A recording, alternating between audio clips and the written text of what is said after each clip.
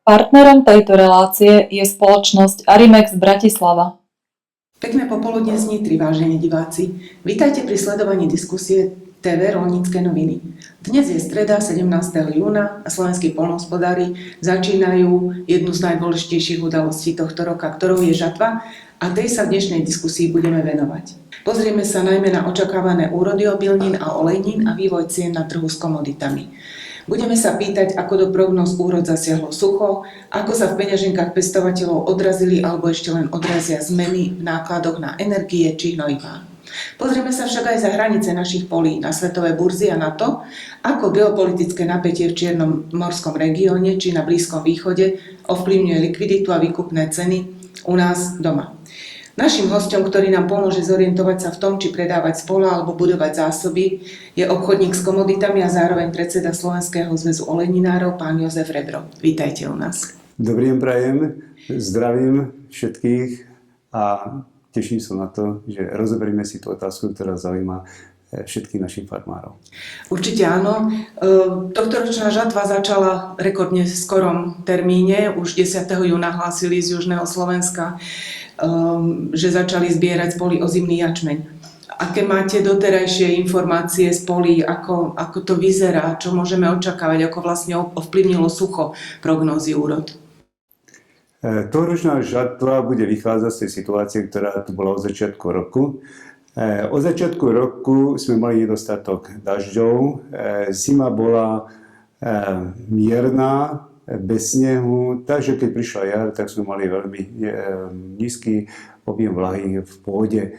Následne sme sa stretávali so suchým počasím, potom prišlo pár dažďov začiatkom mája, potom zase sucho a hlavne bez dažďa, a neskorší dážď, ktorý sa potom vyskytol v júni, tak snažil sa dohnať tú nepriaznivú situáciu, ale povedal by som tak, že už to nebolo správne načasované, čiže v čase, keď sme tú vlahu potrebovali, tak tá vlaha nebola. Čiže v súčasnosti hodnotíme ten stav porastového, ktorý je hlavne tých ozimín. Z tých ozimín predovšetkým sa jedná o pšenicu. Pšenica tá bola najviac ovplyvnená tým suchým počasím. Spočiatku teda tá vlaha chýbala, odrazilo sa to na tom, že tie porasty sú nižšie, že tie odnože takisto sa stratili vo väčšej miere. A keď sa tvorili jednotlivé klasy, takisto nebolo dostatočné množstvo vlahy, takže tie klasy zrnami neboli takisto dostatočne naplnené. A teraz čakáme, že tieto posledné dni, ktoré sú a ktoré teda boli trošku daždivé, tak nám nejak tú HTS-ku navýšia a že tá produkcia bude vyššia, ako to pôvodne hrozilo. Na druhej strane z tých ozimín tu máme ešte repku olejnú. Repka olejná, tak tá bola viac odolnejšia, tá tu jeseň prežila, na jar si vytvorila relatívne dobrú koreňovú sústavu, korene boli hĺbšie a tým pádom i to obdobie, kedy bolo dosť výrazne sucho, tak čerpala vodu z väčšej hĺbky. Samozrejme, stretla sa tiež s takými problémami, ako mrazíky prišli, keď kvitla, čiže to pôsobilo negatívne. No a potom, keď sa mali tvoriť tie šešule a mali sa takisto vytvárať tie semienka, no tak takisto nebolo to úplne priaznivé, čiže chýba tam určite nejaké väčšie množstvo, alebo teda štandardné množstvo šešul. A teraz čakáme zase na to, aby sa teda aj tie semienka, ktoré sú, takisto naplnili, aby to nejakým spôsobom nám pozdvihlo tú HTS-ku. A hrozí tam aj, že by to sucho pri repke mohlo spôsobiť aj to, že vlastne tie semienka povypadávajú skôr, ako budú zožaté, alebo... Nie, určite nie. To nehrozí takáto situácia. Tam v podstate budeme konfrontovaní s takým rýchlym dozrievaním, pretože teraz sa chystajú tie veľké teplá najbližšie dní, takže nám to trošku ako urýchli to dozrievanie, ale v tomto prípade ja si nemyslím, že by to malo spôsobiť niečo. Takže sa môžeme tešiť na žatvu repky.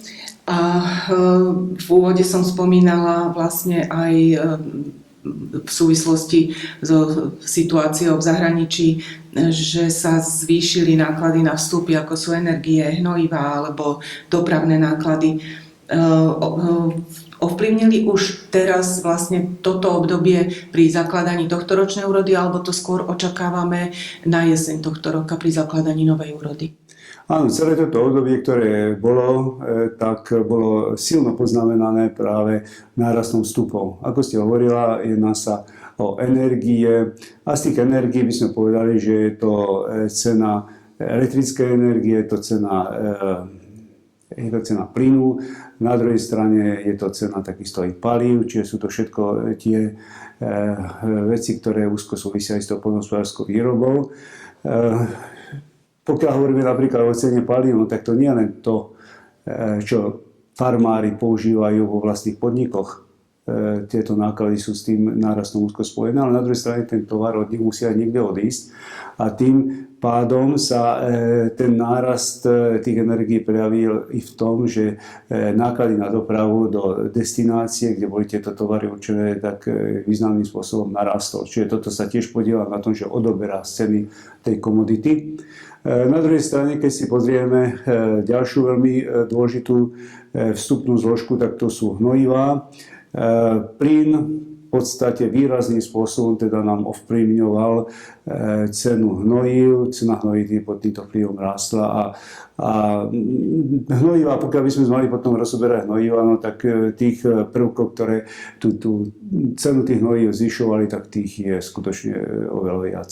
Takže keď už sme začali hovoriť o tých cenách komodít, ako sa vlastne vyvíjajú ceny na svetových burzách teraz v tomto období alebo v doterajšom období od začiatku roka? Tak vývoj cien na svetových burzách od začiatku roka je značne turbulentný. Keď si pozrieme priebeh cien koncom minulého roka alebo 3. 4. kvartál, tak sa to javilo tak, že bude tá situácia výrazne kľudná.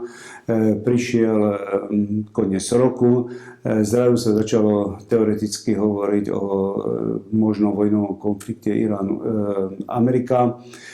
Prišiel nový rok, tieto informácie sa prehlbovali, hrozilo to čím ďalej tým viac, čiže ceny nám začali rásť.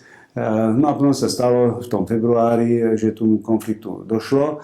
Čiže toto bol taký hlavný prvok, ktorý bol hnacím motorom tých cien komodít. Hlavne sa jednalo o olejniny, pretože úzko súviseli s nárastom ceny ropy. Nárast ceny ropy bol prudký, čiže tie olejniny, hlavne u nás repka, teda tento nárast ceny sledovali. Paradoxne, cena pšenice na to takýmto spôsobom nereagovala, pretože odbytové možnosti, ktoré tu boli v tom čase, práve to vojnou boli určitým spôsobom ohrozené, pretože odbytové možnosti Čierneho mora, napríklad ruská pšenica, tá mala smerovať do Iránu, ale z toho dôvodu toho problému s tým hormuzským prielivom, tak vlastne tam nesledovala. Čiže tá pšenica sa príliš nemenila, ale repka rástla cenovo. No na druhej strane, toto bol jeden taký prvok, ktorý bol nečakaný. Na druhej strane, samozrejme sme už v tom marci začali sledovať to počasie a zistovali sme, že teda to počasie bude mať tiež určite vplyv nejaký. Začalo sa to intenzívne hovoriť o El Niño, ktorý mal v tomto období už nejaké prvé prejavy. No a potom sa začalo hovoriť o takých veciach ako 145-ročné sucho a druhá vec je El Niño od roku 1870, že najväčšie oteplovanie oceánu a podobne. Čiže boli to také negatívne javy, ktoré sa potom aj začali prejavovať v praxi. Čiže od tom prvom polroku sme sledovali postupne nárast ceny repky, ktorá miestami išla veľmi prudko hore, pretože sledovala aj cenu ropy, takže sa pohybovala v rozmedzi zhruba okolo medzi 500 až 530 eur za tonu. Na základe teda tej vývoja tej situácie, čiže to sledovalo tú situáciu. No a pšenica tá skôr sa pozerala na to tak z toho pohľadu toho počasia a čiže tá turbulencia tam nebola až tak veľká. Ten pohyb tam bol v rozpätí asi 15 eur za tonu, čiže v rozpätí nejakých 200 až 215 eur cena pšenice hneď po úrode. Tak to by sme mali ten prvý polrok, ktorý už pomaly máme za sebou. Aké sú výhľady do konca roka? No, výhľady do konca roka sú zmiešané, pretože neviem, ako sa vyvidie na konci situácia v tom Hormuzskom prielive. Memorandum medzi Iránom a Amerikou bolo podpísané, že vieme, ako to v predchádzajúcom období fungovalo, že čo sa dohodlo, nakoniec úplne neplatilo. Takže tam to bude hodne závisieť teda o priepustnosti ropy z tejto oblasti, to znamená, že druhotne to bude ovplyvňovať výrazným spôsobom i cenu olejov, i cenu repky, na druhej strane výrazným spôsobom to bude ovplyvňovať cenu hnojív. Samozrejme, nemôžeme si robiť ilúzie, že teraz sa niečo podpíše a zajtra už je všetko normalizované, pretože to obdobie tej vojny nám prinieslo odčerpanie európskych a svetových zásob ropy výrazným spôsobom, čiže teraz bude obdobie, kedy sa budú tieto zásoby doplňovať, čiže nepôjde to nie len do spracovateľského priemyslu, ale sa to musí aj doplniť. Čiže preto tu vidíme takú cenu, ktorá už nebude príliš rastúca, ale bude to cena, ktorá sa bude tak štandardne odvíjať medzi tými 500 až 520 eurami. Na druhej strane, keď si zoberieme cenu zase obilia, pšenice, tak tá situácia je tu trošku možno odlišná. Keď si zoberieme celý ten vývoj, a to som zabudol ešte povedať v tej prvej časti, že v tom období február, marec, apríl, tak tam to sucho pôsobilo negatívne nie len v Európe, ale i v Amerike a tam pôsobilo výrazne negatívne. Čiže toto suché počasie, ktoré tam bolo bez rážok, tak tú cenu tej pšenice posúvalo smerom hore, ale ako náhle v tom maji tam začalo pršať, no tak samozrejme celá pšenice padala. No a teraz čakáme práve na tú jeseň, alebo teda na toto letné obdobie, keď sa začne tá pšenica zberať a uvidíme, že čo vlastne sa pozberá. A preto táto pšenica je skôr závislá na tej produkcii, či už európskej alebo svetovej. Tie odhady v súčasnosti sú v rámci Európy sveta relatívne priaznivé. Prečo relatívne? Pretože vo svete určite produkcia bude vyššia ako 5-ročný priemer. Bude to výrazný pokles oproti minulému roku, zhruba 20 miliónov, ale bude to vysoko nad 5-ročný priemer. Čo sa týka Európy, tak minulý rok sme mali takisto rekord, teraz budeme mať úrodu zhruba 8 miliónov nižšiu oproti minulému roku, ale zásoby namiesto štandardných zásob 8 miliónov budeme mať okolo 16 miliónov. Čiže keď tieto čísla spočítame, tak vlastne nám nič chýbať nebude. A preto čakáme na to, vlastne na tú produkciu, že ak sa bude tá cena potom vyvíjať. Myslím, že tam aj to zníženie tej produkcie v Európe súvisí s tým, že tie nižšie ceny ako boli, tak aj znižovali sa osemné plochy. Áno. Presne ako hovoríte, znížili sa určitým spôsobom osemné plochy. Podobnú situáciu sme mali na Slovensku, kde ozeminy sa znížili zhruba o 20 000 hektárov, prednieslo sa to do jarín, čiže áno, je to i z toho dôvodu. No a teraz, dobre, už poľnohospodári začali žať a keď zožnú, tak čo by ste im odporučili? Ako čo najlepšie vlastne speňažiť? Aký model predaja by ste im odporúčili? No, ja si myslím, že tento rok, vzhľadom na tú veľkú turbulenciu, ktorá je, tak poľnohospodári by mali byť dostatočne pozorní, opatrní a myslím, že by mal tam zohrávať významnú rolu i ten krízový manažment, ktorý je u tých podnikov a mali by rozmýšľať, teda akým spôsobom sa k tomu postaviť. Ja by som to rozdelil asi taký do dvoch skupín. Sú farmári, ktorí majú dostatočne veľké sklady a dostatočne množstvo peňazí. To znamená, aj v súčasnosti nikomu nič nedlžia, to znamená, že majú voľné ruky. Tak títo samozrejme sa musia tiež správať tak nejak pozorne. A tam by som doporučil to rozdeliť vyloženie na 3 časti, to znamená predať niečo teraz z úrody, to je prvá časť, druhá časť niekedy ku koncu roku, to znamená, že to je november, december a tú tretiu časť si nechať tak, že čo keď tie ceny ešte niekde vystrelia a pôjdu hore. Čiže to by som videl ako výraznú opatrnosť, ktorá by sa jednoducho tu mala tak prejavovať u tých manažérov. No, druhá vec, ktorá je trošku iného zase charakteru, je v tom, že Sú tu farmári, ktorí majú záväzky, ktoré tieto záväzky musia naplniť. To znamená, že prvá časť tej úrody pôjde na splatenie týchto záväzkov.